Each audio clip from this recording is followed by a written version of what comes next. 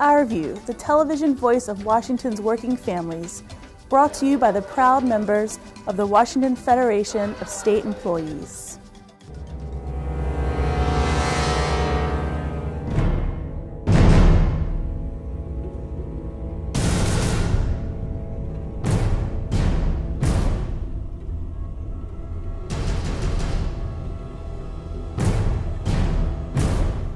The legislature has gone home after writing a new budget that has little to cheer about. The public affairs director of the Federation says it could have been worse. It could have been worse, but it could have been a lot better. The fact is that the budget was very disappointing. The legislature missed an opportunity really to prime the pump. But now we're going to have 7,000 public employees going out the door who will not be contributing to the economy, and really those public employees really could have helped the economy in this state recover. But as it is, public employees did, I guess, reasonably well given the circumstances. We headed off a number of closures of institutions, but we may face studies that will close those in the future. We got to save state parks. We have a new funding plan funded by driver vehicle tab renewals that will keep our parks open, and that is a big deal, especially in a down economy where the parks become an affordable form of recreation for our families. We were able to save a program that really helps folks who are mentally ill and disabled who cannot work. Because if the alternative would have been, they would have been back out on the streets and they would have clogged up our jails, clogged up our emergency rooms, and really added more cost. We were able to mitigate real attacks on public safety. There was a bill to reduce the amount of supervision done when prisoners are released from jail. And these are dangerous folks, and we were able to mitigate legislation so that there will be more supervision preserved for so-called low and moderate risk offenders. And that is a big, big deal.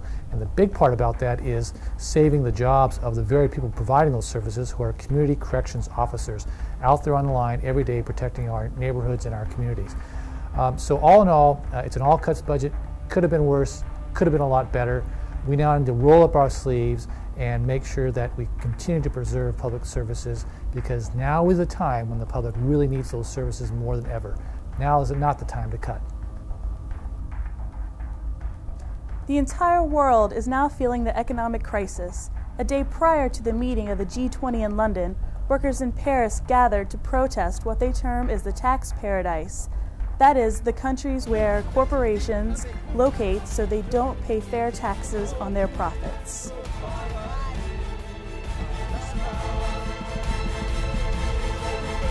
Pour être à la hauteur de la crise qui en fait this action we are doing today is an action that has been called by French organizations, French trade unions and French NGOs, and more specifically here we have built a tax haven, and our message is to say to the head of states that are going to meet in London that the question of dismantling tax havens is a very crucial question, because it's a possibility to gain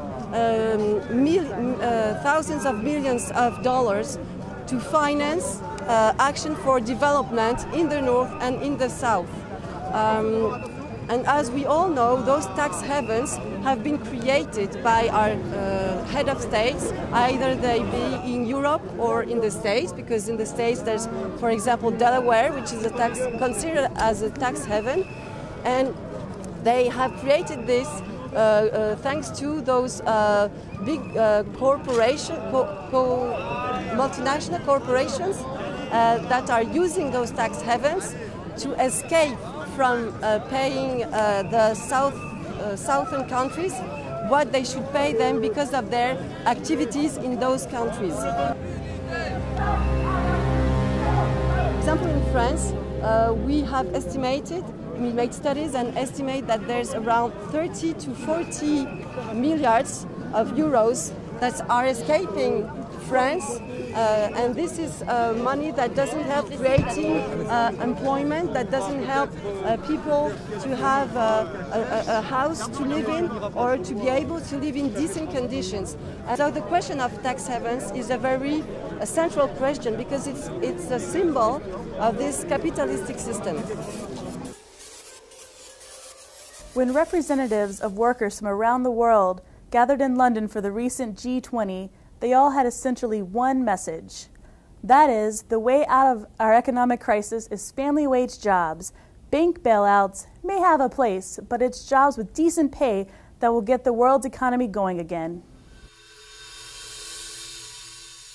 We said to Prime Minister Brown that jobs had to be at the heart of a recovery package that would not only stimulate the economy, but would drive a low-carbon future by investing in green jobs, making sure that the most vulnerable, the poorest of the countries were included. We also, of course, indicated our ongoing advocacy of the fact that regulation, financial governance must change. We cannot have business as usual. We don't want a world where unfettered markets, seen now for what they were always destined to be, a failure, are the outcome of a corporate and a financial world that's not yet learned that the party is over. We've had, over the last number of years, a disjuncture between finance, trade, and employment. We need to draw that connection. We need to see trade and finance as really agents for employment, for decent work. Those disconnections need to be reconnected. You know, I think that the fact that today workers understand that they should need to be united and they should unite is very important for workers throughout the world.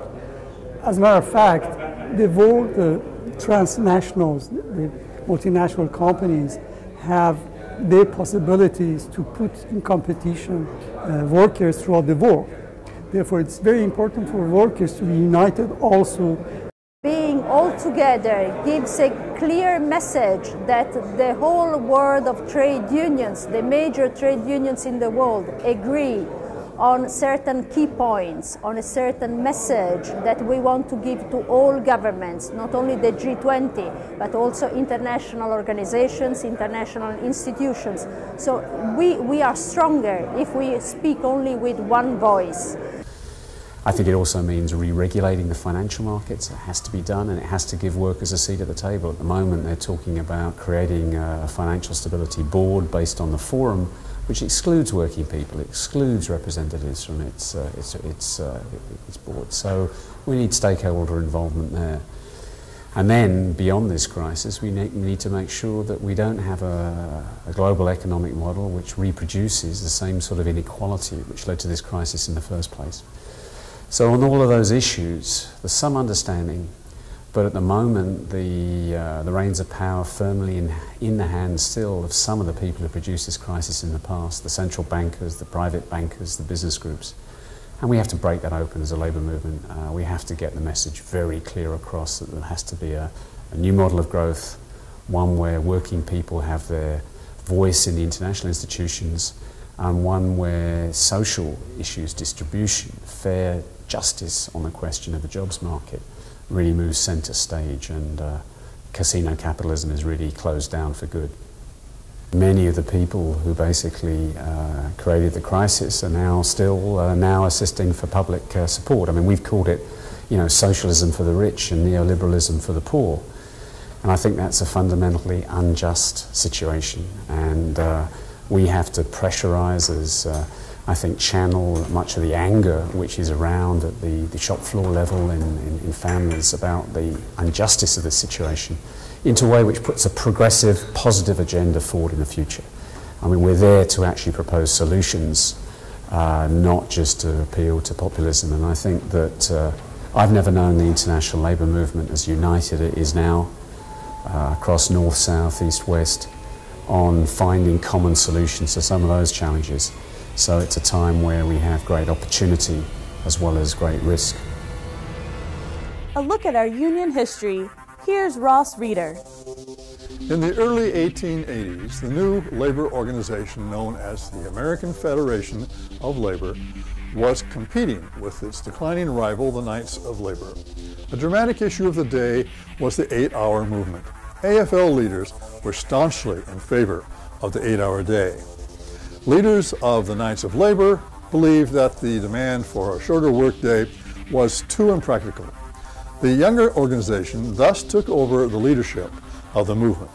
At its convention in Chicago in 1884, the Federation resolved that 8 hours shall constitute a legal day's labor from and after May 1, 1886, and that we recommend to labor organizations throughout the jurisdiction that they so direct their laws as to conform to the resolution by the time named. Despite opposition from the media of the day as well as the Knights, the Federation was determined to summon a national demonstration in favor of the 8-hour day. Frank K. Foster of the Typographical Union proposed a universal strike for a working day of 8 or 9 hours to take effect not later than May 1, 1886. The proposal met with favorable response from working people, particularly in large cities. The common motto was 8 hours for work, 8 hours for rest and recreation, and 8 hours for sleep. The 8-hour movement spread not only through unions, but through activities of 8-hour leagues that seemed to spring up everywhere. On May 1, 1886, almost 350,000 workers took part in 8-hour demonstrations in Milwaukee, St. Louis, Cincinnati, Washington, D.C., Baltimore, New York, Philadelphia, Boston, and other cities. In Chicago alone, 80,000 workers demonstrated. As an immediate result, about 185,000 workers gained a shorter workday. And that's how American workers invented May Day as International Labor Day.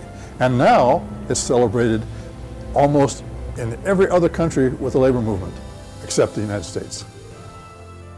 This has been Our View, brought to you by the people who work for you, the proud members of the Washington Federation of State Employees. We remind you, when you accept a paycheck for your hard work, you don't give up your rights. Thank you for watching.